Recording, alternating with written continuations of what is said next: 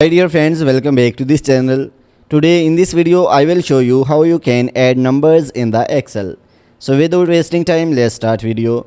If you find this video is helpful for you, then please give like this video and subscribe our channel.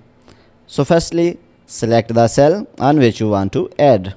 So after selecting the cell, use the formula. So write here equal and then select the number.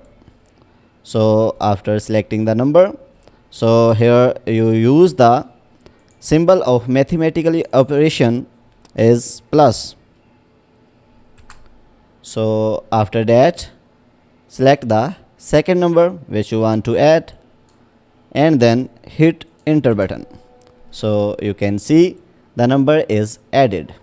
So if you want to add the other number, you can add other numbers by similar this method.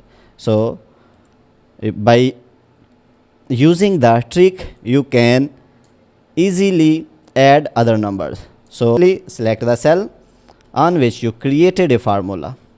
So after that, you will see a small circle at the bottom right corner of the cells, and then drag the plus signs to the lower end by click on the left side of mouse. So you can see all number is added. So guys, in this way you can add all number easily. So guys, if this video is helpful for you, then please give like this video and subscribe our channel. Thanks for watching.